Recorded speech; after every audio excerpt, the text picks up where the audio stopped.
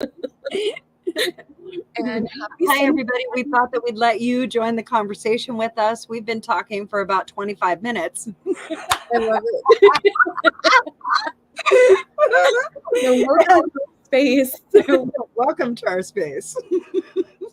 Yes, yes, yes, yes. We're talking about expectations and assuming things from individuals that have no. Yeah. Yes. Okay, so let's premise it a little bit more. How about because we all have people who have expectations of us, right? Expectations for us to act a certain way so that they're comfortable.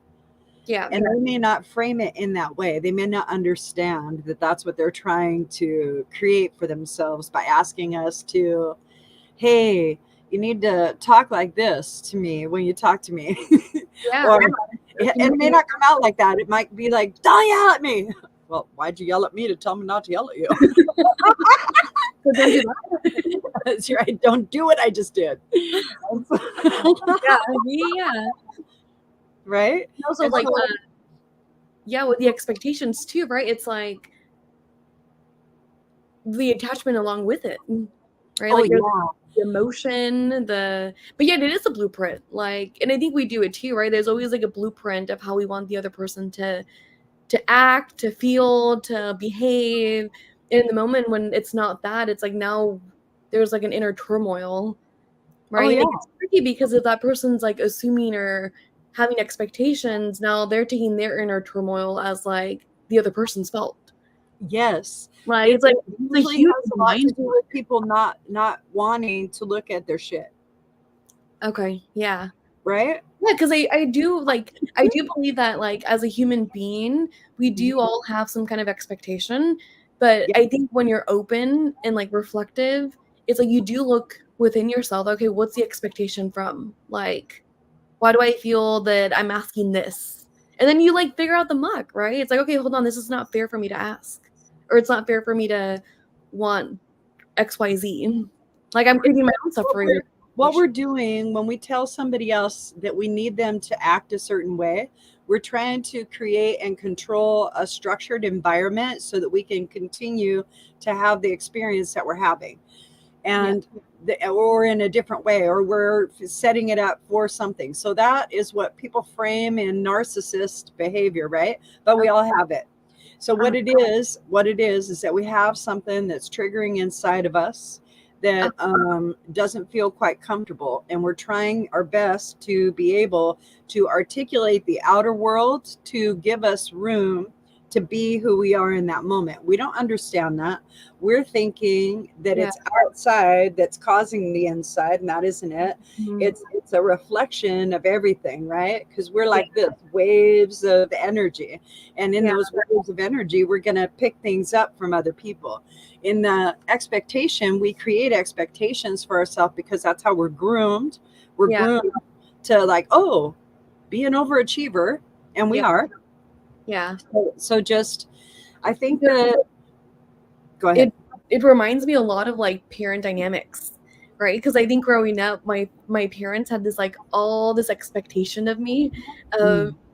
being a good student and doing this and doing that and being a good daughter and all this good stuff.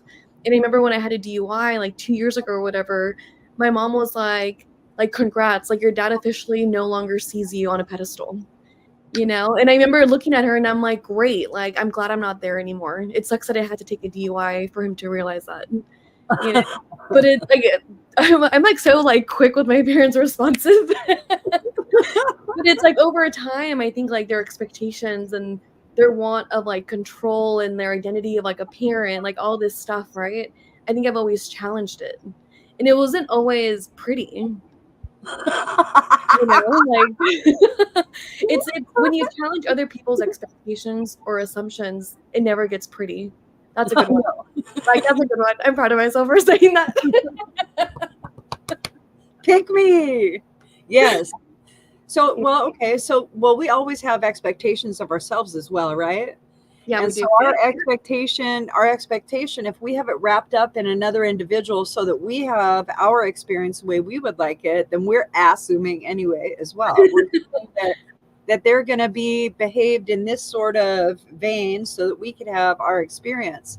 If we don't Yeah. create communication with the individual, and it is integral to us being able to have the style of experience we would like, right? Yeah, Relationships, right? Relationships require communication. a They lot. Yeah. require communication, and it needs to be, and that's all relationships. It isn't just a romantic relationship, it's partnership in every facet. It requires communication and articulation of how you're having your experience and how they're having their experience. And You're also, going to think, go ahead. no, I was gonna say like also listening because I think listening is so important with communication because you can talk all you want, but if the person is already in that space of listening to react or listening with their own expectations or assumptions in mind, it's not gonna do anything. So it's like listening with that open space of, okay, I'm only listening to their experience. Like, let me be open. Let me put my shit aside while they're talking, and then we'll switch roles. Yeah, but how do you get there? How do you get to that point where, because see, a lot of times, even if people are having that style of communication to where like they're giving each other the floor for a certain period of time, so that way they can feel heard, right? You know that when you come away from a conversation, if you don't feel heard, it's because you're not listening to you. You're saying things, you're thinking about other things. So you're not in connection with who you are, so you can't be heard. Yeah, And that's yeah, why. Yeah, that's why. And so we tell people, you're not listening to me. No, you're not listening to yourself. You're not yeah, listening to yourself in that moment. You're not listening to how you're approaching the individual, how you're thinking about the individual. And if you're diminishing or setting aside the other individual that you're in a communication with, then you're trying to become the superior aspect. And if you're doing that, that is a form of colonization. It really is. So Oh, the idea is to understand that you need to become relative, relatable. Like okay. we're different. Yeah, We're yeah, fucking different, and it's okay. So you're communicating something to me that you would desire. And then this is my willingness to show up in that way. And it isn't because I'm going to change my behavior for you. I'm going to check to see if it resonates with me. Would I like to move in that direction? And if there's certain things inside of me that like I would like to communicate with you to tell you, right? I don't yeah, want to come from a position like this, like we call it reparenting, but that isn't it. We're becoming relatable to where okay. we're really honoring that the other person, like that namaste. Okay, Yeah, like we're really sending that energy. The love in me recognizes the love in you. yeah, Right? And when we yeah, come into those communions, we're getting slower in how we connect.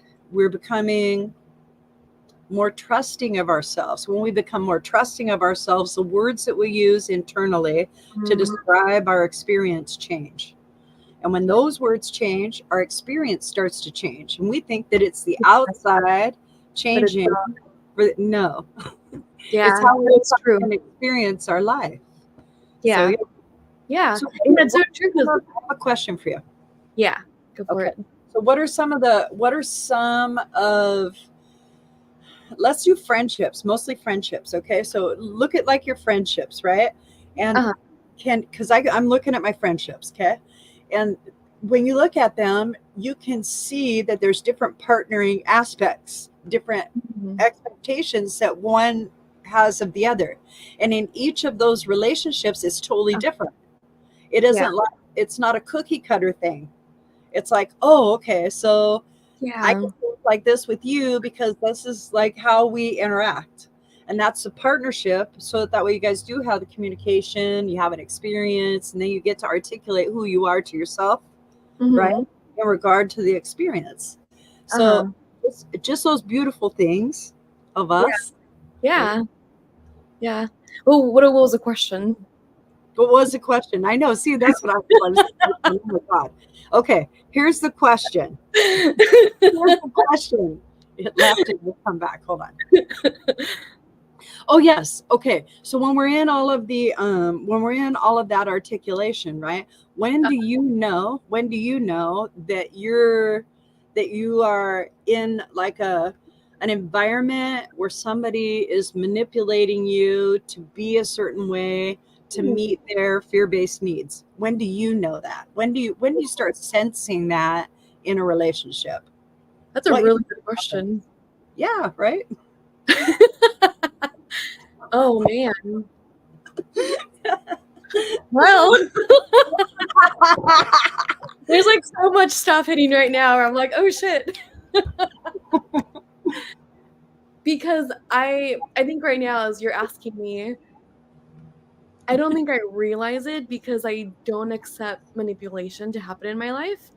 But I could see how me thinking that that's okay is not okay because it's happened before. And even when it's happened before, I was like against it because I remember it was like, no, no, no, it didn't happen. Like it was my choice. So I think I moved on with that space of, okay, manipulation isn't allowed because it's always a choice on my end to like participate or not. Mhm. But as you're asking that right now, I'm like, that's something to actually ponder on because Right, because like I don't think a lot of us see it. exactly, like I don't think I would see it I because don't think we see it because we practice it. We practice it. So when we practice it, we're going to be less inclined to want to look at that behavior yeah, because that might front us off to ourselves, and that would be fucked. Because like when you find out those little tidbits of like how you are and yeah. what your capabilities are, it's kind of like, oh my god, like 70 years ago, this guy said this to me, and he was right. Yeah, no, but it does. That is right. Yeah, that's a really good question. I'm Yeah. gonna ponder on it because it's true. Because it's like, how would I know, or what I are don't think that we do know. I think that what we have is we have descriptive words that mean things, and that when we use those words, they have certain vibrational understandings and connotations, and they hit our nervous system in such a way that there's automatic resistance. What that does is that shows you that it isn't something that resonates with you. It's not a practice that you like, all right? But it's yeah, one that you recognize. So when you recognize it in your vibration, because you're coming into an understanding of it. You're deciphering what parts, what bits and pieces you still want to use, because yeah, suggestion, advice, that's yeah. all manipulative. Oh, even if it's like a good intention, huh? It doesn't matter, yeah, because Yeah. you're trying to manipulate the individual into doing something, and they may Okay. not be in that space. It doesn't make it right or wrong. Like if you're a boss at work, you need shit done, you're going to do it. If you're a mom or a dad at home, or you're out with friends and you could see Yeah. that things need to get a certain way, you're going to do it. So it's kind of just like persuasion, like the like rhetoric. Like it's everywhere. Again, doesn't mean that it's good or bad, right? No, I remember a while ago having a conversation where it's like, I don't like manipulation, but I think persuasion is like in the same energy as it, but it yeah, has a different like connotation to it. it is. But that's why we have those. That's why we have like debates amongst ourselves when we have Yeah. like partnership. We have these debates to where like, well, if you're in a really intellectually and emotionally stable relationship, you'll have intimate discussions about a lot of things, and you'll get heated. You'll get so heated and passionate about what it is that you're feeling, and if you don't understand that Yeah. that's what's happening to you, you'll transfer that because it's overwhelming to the other individual in the form of a thought or an action. So you're Yeah. going to do this transfer. The idea is to understand that you're having feelings and emotions over the conversation that you're having that may not have to do with the other individual in the moment. Yeah. Yeah. That's something that I've actually learned for myself that like in heated conversations I can get overwhelmed. But I realize that like I think I feel a lot in that moment. And I'm like, ah! Right? And I have to learn how to ask for space because in that moment when I don't ask for it, I do start getting more like exactly what you're saying. I start to transfer it to the other person. Oh, You know, yeah. We so don't now want what they're giving us in the first place. now it doesn't become whatever the conversation was about. Right? Yeah. Exactly. Yeah, Yeah. because like it's like it takes on a whole new animal sort of behavior. When Manuel and I first started talking together, right? Uh-huh. He wanted to be intimate, and I was like, "Oh, okay, great." And I had this other version of what that meant, right? And he was like, "No, I want to talk. I want you to share your dreams with me." And I was so vulnerable, and Uh, I didn't trust anything. So why would I give him like the oh key to who I am? yeah. And I was like, Definitely. no, go get blunt. Like, we're here, we're having a good time, shits and giggles, nothing serious, right? Yeah. Yeah. Like, what do you want to know about my dreams? Later, but that's okay. So Yeah. yeah, and now we have conversations. We're deepening our conversations. Ooh, we stepped into the political arena, and so Uh, I and we have very different views of how we think government should like behave and who's going to be oh, best for us and like what's going to happen. And so just recognizing that this individual that I love has like a dynamic that I'm not in alignment with, right? And I laugh because how much of that really fucking matters? None of it. It then yeah. absolutely doesn't matter. We I do. found that we have two different views, and that's cool. Yeah. And we But don't see, have that's the part to. where it goes back to like it's not right or wrong, right? Because it's like some people can take that and it can be a problem. And Yeah, it can cause a lot of chaos, turmoil within themselves and like the relationship. But it's like if you have the capability of realizing like, okay, hold on, it's it doesn't define our relationship and it's okay to have different views. There's like so much respect in it. Like my best friend and I, like I hung out with her last night and we keep saying how we're so different and we've always been different. We've known each other since like fourth grade, so we're hitting on like over 20 years of friendship. nice. Talking to like this other friend, and this other friend was like, I can see you guys are totally different. But it's like I think from the beginning of our friendship, even when we were little kids, we understood that. Like we understood that we were so different and that it didn't matter in our friendship. Right? And even to this day, like we're still very different. And again, That's it's like if it cool. doesn't define like who we are or what we bring to the table, and it's amazing. It's a beautiful gift to have in any type of friendship or relationship. Well, I want to show you something, okay, that a lot of times we'll skip over. I have lost touch with a lot of my growing up friends, and I still have Uh, this deep, abiding love for them. And we separated ways because I was making choices that were not in alignment with where they wanted to be. And the okay, choices that I was making came from like all of the craziness that I grew up with. And that okay. was fine, but that's how we all kind of went like this, right? Uh-huh. And the other day, I was driving down a street and I looked over at a house that one of my growing up friends had bought with her husband, and she had a daughter. And I remember her husband had passed. And all I kept thinking to myself was that I hope that she has found all of the joy, right? Because I still have all of that love. So even though we're not in communication, I still have all of that juicy, I love you, right? And Definitely. so I don't think any of that changes when we come into partnership with somebody and we really open ourselves and our heart to them. It doesn't close. We Yeah. become more and we become more.